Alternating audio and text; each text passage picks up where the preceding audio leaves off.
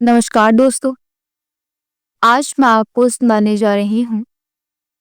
माँ के कहने में आकर बेटे ने दूसरी शादी करनी चाहिए तो बहू ने ऐसा क्या कर दिया कि सब देखते रह गए।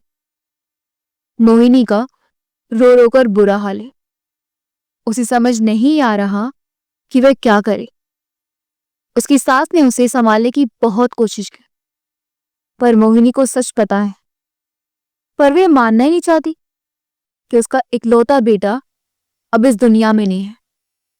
उसके बेटे आरव का निर्जीव शव उसके सामने था, जिसे वह बार बार हिला डुलाकर उठाने की कोशिश कर रही थी। पर आरव कभी ना जागने के लिए मौत की गहरी नींद सो चुका था। अपने आप को संभाल बेटी, मोहिनी की सास ने मोहिनी को संभालते हुए कहा, पर मोहिनी को कुछ सुनाई नहीं दे रहा था, या फिर शायद वो सुनना ही नहीं चाहती थी। उसे बस एक ही शब्द बार बार सुनाई दे रहा था, माँ। माँ मोहिनी को हर तरफ से अपने बेटे आरव की आवाज आ रही थी। आरव, आरव चीखती हुई मोहिनी बेहोश हो गई। फिर बाद में आरव के पिता ने आरव का अंतिम संस्कार किया। मोहिनी को शादी के 8 साल बाद औलाद का सुख मिला था। उसकी जिंदगी में सब बहुत अच्छा चल रहा था कि एक दिन अचानक उसका 12 साल का बेटा आरव अचानक कहीं गायब हो गया। उसे बहुत ढूंढा गया, पर वह नहीं मिला। कुछ दिन बाद पास के जंगल में आरव का शव मिला। उस माँ की पीड़ा कोई नहीं समझ सकता, जिसने अपना 12 साल का बेटा खोया हो। रो रोकर उसके आंसू भी सूख चुके थे। उसने खाना पीना सब छोड़ दिया था। उसकी सास और पति बड़ी मुश्किल से उसे थोड़ा बहुत खिला पा रहे थे। आरव को खोने के कारण उसमें जीने की कोई चाह भी खत्म हो चुकी थी। इसलिए उसने चूहे मारने की दवा खाकर आत्महत्या का प्रयास किया, ताकि वह मरने के बाद अपने बेटे आरव से मिल सके। पर उसकी वह कोशिश कामयाब ना हो सकी, क्योंकि वक्त रहते उसका पति उसे डॉक्टर के पास ले गया और वह बच गई। जैसे ही पुलिस को पता चला कि मोहिनी ने आत्महत्या का प्रयास किया है, तो वह फौरन उसके पास थे और बोले, देखिए, हम अपनी ओर से पूरी कोशिश कर रहे हैं। हम जल्दी आपके बेटे के कातिलों को ढूंढ निकालेंगे। आप हिम्मत रखिए। पोस्टमार्टम रिपोर्ट में आया कि आरव की हत्या गला घोटकर की गई है। पुलिस इस मामले की हर एंगल से तहकीकात कर रही थी। कई लोगों से पकड़ पकड़ कर पूछताछ की गई, जिनसे मोहिनी के परिवार का मनमुटाव था।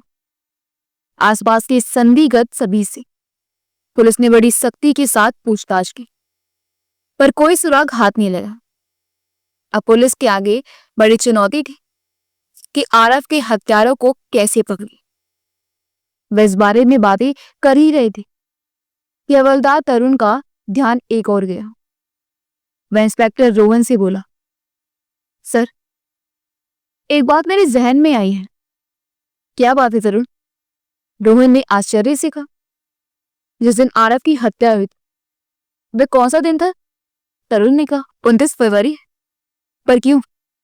सर, पोस्टमार्टम रिपोर्ट के हिसाब से आरव की हत्या 29 फरवरी को आधी रात को की गई थी। तरुण ने कहा, हाँ तो? रोहन ने तरुण को घूरते हुए कहा, आरव को गुजरे 3-4 दिन हो चुके थे, पर पुलिस अब तक उसके कातिलों को पकड़ नहीं पाई थी। सर, 29 फरवरी 4 साल में एक बार आते हैं और कहते हैं कि इस दिन काली शक्तियां अधिक ऊर्जावान होते हैं। तरुण ने कहा, हाँ तो? रोहन ने आश्चर्य से कहा, तो सर, ऐसा माना जाता है कि इस दिन काला जादू वगैरह भी बहुत किया जाता है। तो कहीं आरव की हत्या के पीछे किसी के काला जादू तो नहीं है? तरुण ने कहा, हो सकता है तरुण, हमें हर एंगल से जांच करनी होगी। ऐसा काम करो, उस इलाके में जितने भी तांत्रिक या बाबा हैं उन सबको उठाओ। रोहन ने कहा, जी सर, कहकर हवलदार तरुण वहां से चला गया। कुछ ही दिनों में वहां के सारे तांत्रिकों और बाबाओं को पकड़ा गया और उनसे सख्ती से पूछताछ की गई। पुलिस के द्वारा सख्ती से पूछताछ करने पर उनमें से एक तांत्रिक ने अपना मुंह खोला। उसने पुलिस को जो बताया वह सुनकर वह सारे सन्न रह गए। उसके कुछ देर बाद पुलिस मोहिनी के घर आई और कहा, आपकी ननद रानी कहाँ है? मोहिनी की सास को उन गयूर रानी के बारे में पूछताछ करना ठीक ना लगा। उन्होंने उनसे कहा, बात क्या है साहब? ये तो हमें रानी जी बताएंगे।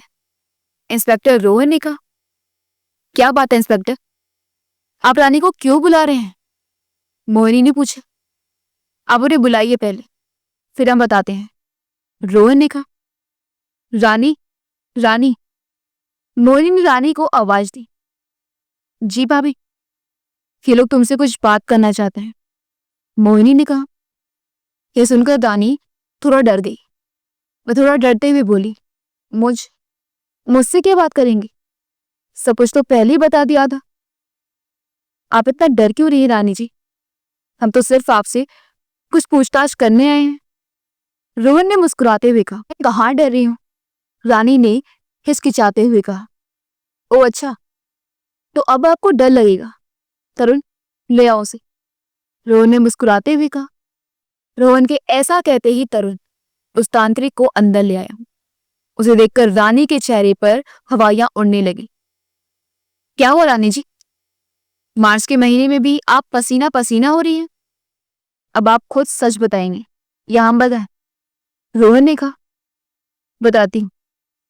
मेरी शादी को 7 साल हो चुके हैं, पर अभी तक मेरी गोद सूनी है। मैं भी माँ बनना चाहती हूँ। मैं भी चाहती हूँ कि कोई मुझे भी माँ कहे।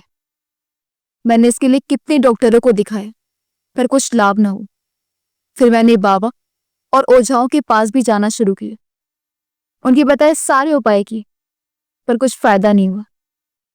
फिर एक दिन मुझे बाबा मिले। इन्होंने मुझे एक उपाय बताया।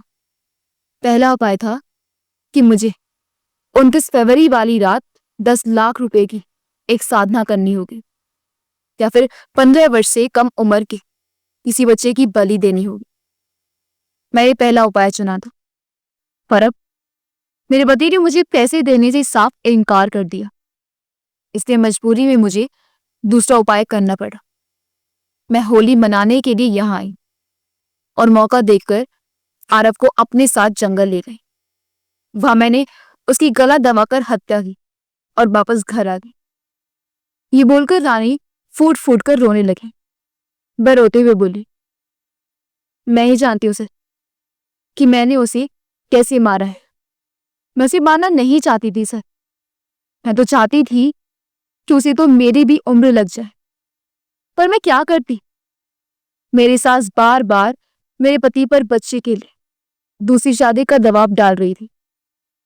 अगर मेरी कोई औलाद ना होती तो मेरे पति दूसरी शादी कर लेते। मैंने हर संभव कोशिश की बच्चे के लिए, पर यह बोलकर वह दोबारा फूट फूट कर रोने लगे। इतने दिनों तक रानी के अंदर दबी सारी भावनाएं आंसू के रूप में बाहर आ रही थी। वह रोते हुए मोहिनी के पास आई और मोहिनी के पैर पकड़कर बोली, भाभी, मुझे पता है कि मैं आपकी माफी की बिल्कुल भी लायक नहीं हूं, पर प्लीज मुझे माफ कर दीजिए। रानी की इस बात का मोहिनी पर कोई असर नहीं हुआ। वो बस चुपचाप खड़ी थी। वो अपनी जगह पर जमसी गई थी। शायद उसे रानी के कबूलनामे से गहरा आघात पहुंचा था। रानी अभी भी मोहिनी के पैर पकड़े हुए थी। अब आपको हमारे साथ चलना होगा, तरुण ने कहा। शिखा, अरेस्ट कर लो इन्हें। जी सर। महिला पुलिसकर्मी शिखा ने रानी को गिरफ्तार कर लिया और ले जाने लगे। जाते जाते रानी बोली, भाभी, मुझे सजा का कोई डर नहीं है, पर प्लीज आप मुझे माफ कर दीजिए। आप चाहे तो मुझे मारिए पीटिए, पर प्लीज मुझसे बात कीजिए। पर मोहिनी पर तो जैसे इन सब का कोई असर ही ना हुआ। पुलिस रानी को ले जा चुकी थी। परंतु मोहिनी अब भी जड़ थी। वो किसी की बात का कोई जवाब नहीं दे रही थी। उसके सामने भूतकाल का सारा घटनाक्रम लगातार चलने लगा। जब वे नई नवेली दुल्हन बन गई, इस घर में आई। घर में खुशियों का माहौल था, क्योंकि आज जगदीश की शादी मोहिनी से हुई है। मोहिनी के माता पिता की मृत्यु कुछ समय पहले सड़क दुर्घटना में हो चुकी है।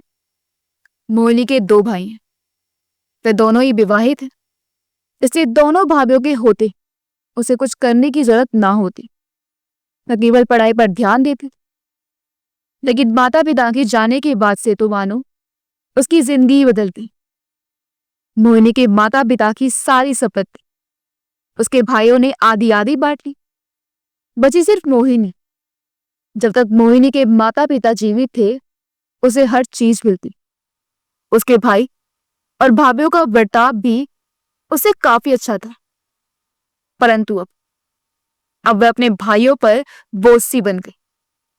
इसलिए अब मोहिनी की पढ़ाई छुड़वा दी गई और उससे घर की सारी काम करवाए जाते। उसके दोनों भाई अब उससे पीछा छुड़वाना चाहते थे, इसलिए उन्होंने उसकी शादी करवाने की सोची। वह अभी मात्र 17 वर्ष की है और उसके भाइयों ने उसकी शादी उससे 9 साल बड़े जगदीश से करवाई है। मोहिनी शादी करके जगदीश के घर आ चुकी है, लेकिन वह बहुत डरी हुई है, क्योंकि जगदीश के घर में जगदीश के अलावा उसकी माँ और बहन और सास और ननद कैसे परेशान करते हैं कि उसने बहुत सुना है। उसे डर है कि जैसे उसकी भाभीियों से परेशान करती थी, वैसे ही कहीं उसकी सास और ननद ना करे। वैसी उधेड़ बूंद में कमरे में बैठी थी कि अचानक रानी कमरे में आए और बोली, भाभी आपको कुछ चाहिए? नहीं, मुझे कुछ नहीं चाहिए। मोहिनी ने हल्के से मुस्कुराते हुए कहा, आपको कुछ चाहिए हो तो मुझे बताना। रानी मोहिनी के पास बैठते हुए बोली, जी दीदी। मोहिनी ने कहा, आप मुझे दीदी ना बुलाया करें, आप मुझे मेरे नाम से बुलाएं। मेरा नाम रानी है। रानी ने मुस्कुराते हुए कहा, जी। मोहिनी ने कहा, मोहिनी की शादी के कुछ दिन बीत चुके थे और मोहिनी के मन में सास और ननद का जो डर था वो दूर हो चुका था। मोहिनी की सास बहुत अच्छी महिला थी। वह हर बात मोहिनी को बड़े प्यार से समझाती थी। वहीं दूसरी ओर रानी हर काम में मोहिनी की सहायता करती। जगदीश अधिकतर अपने कार्यों में व्यस्त रहता था, लेकिन मोहिनी की सास और ननद उसका बहुत ख्याल रखती थी, जिससे उसे जगदीश की कमी ना खले। एक दिन खाना पकाते समय बातों बातों में मोहिनी ने रानी से आगे पढ़ने की इच्छा जाहिर की। उसने कहा, मैं तो पढ़ नहीं पाई, लेकिन तुम अच्छे से मन लगाकर पढ़ना। भाभी आपने आगे पढ़ाई क्यों नहीं की? रानी ने पूछा। पढ़ना तो चाहती थी, लेकिन मम्मी पापा के अचानक स्वर्ग से धारने के कारण पढ़ नहीं पाए। मोहिनी ने उदासी भरे लहजे से कहा, आप अब भी पढ़ना चाहती हो? पढ़ना चाहती हूं, लेकिन कहते कहते मोहिनी चुप हो गई। ये बात रानी ने अपनी माँ और भाई को बताई और उनसे रानी को आगे पढ़ाने का आग्रह किया। रानी की ये बात उन दोनों ने मान ली और मोहिनी को आगे पढ़ने की इजाजत दे दी। अब मोहिनी बहुत खुश थी, क्योंकि घर के कार्यों में रानी उसकी काफी सहायता कर देती थी। इसलिए मोहिनी को पढ़ाई का भी काफी समय मिल जाता था। धीरे धीरे समय बीत रहा था। मोहिनी की पढ़ाई अब पूरी हो चुकी थी, लेकिन मोहिनी की सास अब मोहिनी से कटी कटी सी रहने लगी थी, क्योंकि मोहिनी की शादी को 6 साल होने को आए थे, लेकिन मोहिनी की गोद अब भी सोनी थी। मोहिनी और जगदीश के सारे टेस्ट कराए गए, लेकिन सारे टेस्ट बिल्कुल सही थे। अब तो मोहिनी की सास मोहिनी को बच्चे ना होने के कारण ताने भी देने लगी थी। मोहिनी को इस बात का बहुत दुख होता, लेकिन वह इसमें कर भी क्या सकती थी। मोहिनी इस विषय पर अनेक डॉक्टरों से मिली, लेकिन हर बार नाकामयाबी ही हाथ लगी। एक दिन मोहिनी ने अपनी सास और जगदीश को बात करते हुए सुनो। देख बेटा, मेरा बुढ़ापा है और मैं मरने से पहले अपने पोते पोती का मुंह देखना चाहती हूँ। माँ, इसमें हम कुछ भी नहीं कर सकते। हम कई डॉक्टरों से इस बारे में बात कर चुके हैं। मोहिनी और मैं बिल्कुल स्वस्थ हैं। अब तो जब ऊपर वाला चाहेगा तभी हमें औलाद का सुख मिलेगा। मुझे तो इस मोहिनी में ही कोई कमी लगती है। ऐसा नहीं है, उसके सारे टेस्ट बिल्कुल सही हैं। मैं सब नहीं मानती, मुझे तो उसी में कमी लगती है। देख बेटा, मुझे नहीं लगता कि वो तुझे संतान सुख दे पाएगी, इसलिए मैं चाहती हूं कि तू दूसरी शादी कर ले। ये आप क्या कह रही है माँ? बिल्कुल ठीक कह रही हूं मैं। और अगर जो दूसरी आएगी उससे भी की औलाद ना हुई तो तब की तब देखेंगे। अभी के लिए तू हाँ कर दे बस। जगदीश दूसरी शादी नहीं करना चाहता था, लेकिन अपनी माँ की जिद के आगे उसे घुटने टेक नहीं पड़े। अब जगदीश की माँ ने जगदीश की दूसरी शादी के लिए एक सुंदर सुशील लड़की की तलाश शुरू कर दी। लेकिन इसमें भी एक समस्या थी, क्योंकि जगदीश की उम्र अब 32 हो चुकी थी और वह विवाहित भी था। इसलिए उसके लिए लड़की ढूंढने में कठिनाई हो रही थी। मोहिनी को ये बात पता थी कि घर में जगदीश की दूसरी शादी की बात चल रही है, लेकिन वह इसमें कुछ भी कर नहीं पा रही थी सिवाय आंसू बहाने के। रानी उस समय दूसरे शहर में रहकर पढ़ाई कर रही थी।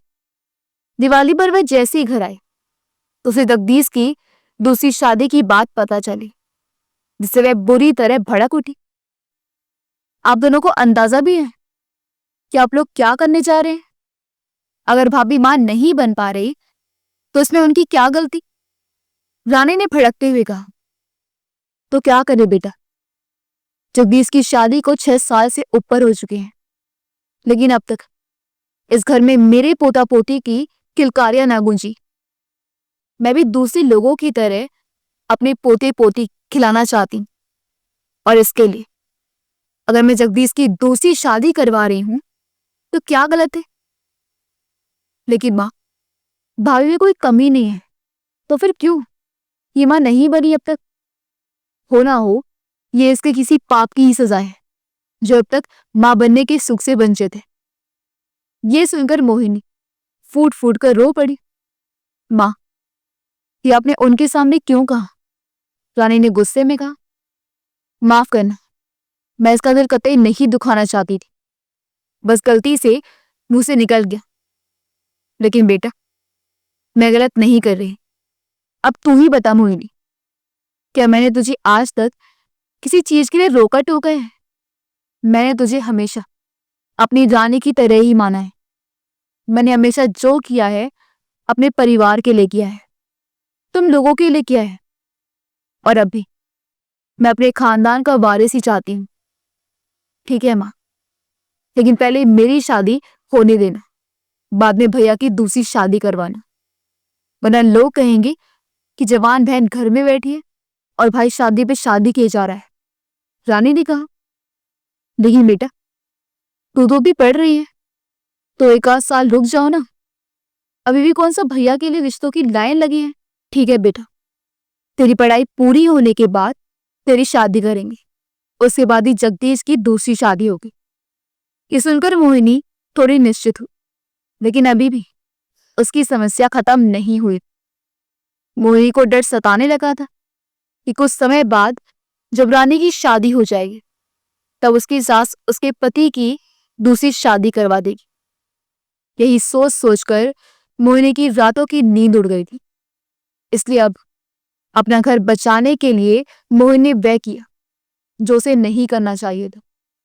वह ढोंगी बाबाओं के पास जाने लगी, पर ढोंगी बाबा मोहिनी को उसकी समस्या हल करने की एवज में उससे मोटी रकम लेते। इसी तरह इन ढोंगी बाबाओं के चक्कर काटते हुए मोहिनी को 2 साल होने को आए थे, लेकिन मोहिनी को वह नहीं मिला जो उसे चाहिए था। बार बार उन ढोंगियों को पैसे देने के चक्कर में अब घर में पैसों की तंगी होने लगी थी। घर के सारे लोग पूछते कि सारे पैसे कहाँ गए, पर मोहिनी इस पर बस इतना कह देती कि खर्च हो गई। मोहिनी ये बात किसी को बताना नहीं चाहती थी कि वह बाबाओं के पास जाती है। इसने उसे सबसे झूठ बोला। घर में पैसों की तंगी के कारण जगदीश अब सारे पैसे अपनी मां को देने लगा और उसकी मां भी पैसों को अलमारी में रख चाबी अपने पास रखने लगी थी। पैसे ना होने के कारण अब मोहिनी अपने गहने बेचकर वो पैसे उन बाबाओं को देने लगे। एक दिन एक ढोंगी बाबा ने कहा, मैं तेरी सारी समस्या हल कर सकता हूं, लेकिन इसके लिए 7 लाख रुपए चाहिए होंगे। उन पैसों से मैं एक विशेष पूजा करूंगा जिससे तेरी सारी समस्याएं हल हो जाएंगी। 7 लाख? लेकिन बाबा, मेरे पास तो इतने पैसे नहीं है। कोई और उपाय नहीं है क्या? उपाय तो है, लेकिन वह उपाय बहुत ज्यादा कठिन है, इसलिए तुम ये पूजा वाला उपाय ही करो। लेकिन वह कठिन उपाय क्या है? तुम्हें 15 वर्ष से कम आयु के एक बच्चे की बलि देनी होगी। ये आप क्या कह रहे हैं? मोहिनी ने चौंकते हुए कहा, यही है वह दूसरा उपाय। तुम्हें 3 बार अपने मन में मंत्र बोलना है और उसके बाद तुम्हें कैसे भी करके एक बच्चे की हत्या अपने हाथों से करनी है। ये काम मुझसे नहीं होगा बाबा, मोहिनी ने रोते हुए कहा। इसलिए कह रहा हूं कि तुम वह पूजा वाला ही उपाय करो।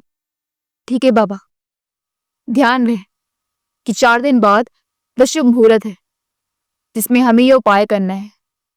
उसके बाद ये उपाय काम नहीं करेंगे। जी बाबा, मैं ये 7 लाख का इंतजाम करने की पूरी कोशिश करूंगी। अब आज्ञा चाहूंगी। प्रणाम। उसके बाद मोहिनी घर आ गई, लेकिन अब उसके सामने 7 लाख रुपए का इंतजाम करने जैसी बड़ी समस्या थी, क्योंकि अब उसके सारे गहने भी बिक चुके थे और उसकी सास अलमारी की चाबी हमेशा अपने पास रखती थी, जिससे वह अलमारी से भी पैसे नहीं निकल पा रही थी। वह अपनी सास से अलमारी की चाबी चुराने की बहुत कोशिश करती, लेकिन हर बार असफलता ही हाथ लगती।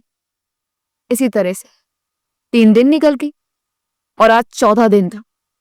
अगर आज उसने 7 लाख रुपए बाबा को नहीं दिए तो वह मां नहीं बन पाएगी। इसी चिंता में सुबह से दोपहर कब हुई पता ही नहीं चला। दोपहर में मोहिनी के घर पड़ोस में रहने वाली रेनू आई और बोली, अरे ओ मोहिनी, क्या तू भी खाली है? हाँ, फिलहाल तो मुझे कोई काम नहीं है। पर क्यों? अरे जरा बर्तन उड़वाने में मेरी सहायता कर दूं। हाँ तो चल, मैं माँ को बताकर आती हूँ कि मैं तेरे घर जा रही हूँ। ठीक है, जल्दी आना। कहकर रेनू वहां से चली गई। मोहिनी अपनी सास की आज्ञा लेकर रेनू के घर आ गई। रेनू का घर 4था मंजिल था और उस समय वह छत पर मोहिनी का इंतजार कर रही थी। मोहिनी सीढ़ियों की सहायता से ऊपर आए। ऊपर आकर उसने देखा कि रेनू एक लोहे की फोल्डिंग बिछाकर उसके ऊपर एक चादर बिछा रही थी और पास ही में उसका 9 साल का बेटा पतंग उड़ा रहा था। अरे तू आ गई, चल अब जल्दी जल्दी बरी तोड़ा देते हैं। नमस्ते मोहिनी आंटी, रेनू के बेटे ने कहा। नमस्ते बेटा। पर रेनू, हम बरी तोड़ेंगे कैसे? पिसी हुई दाल कहाँ है? मोहिनी ने कहा। अरे वो मैंने नीचे रसोई में पीस कर रखी है, तू बैठ, मैं लेकर आती हूँ।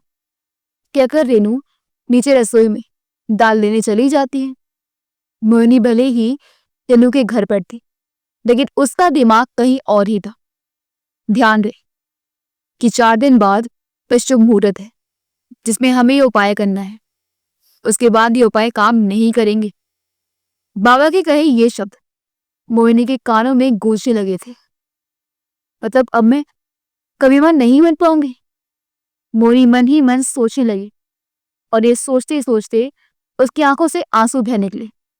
वैसी सोच में थी कि तभी उसे बाबा का वह दूसरा उपाय याद आया, जिसके हिसाब से उसे इसी मुहूर्त में एक मंत्र मन में 3 बार बोलने के बाद किसी 15 वर्ष से कम आयु के बच्चे की हत्या करनी होगी।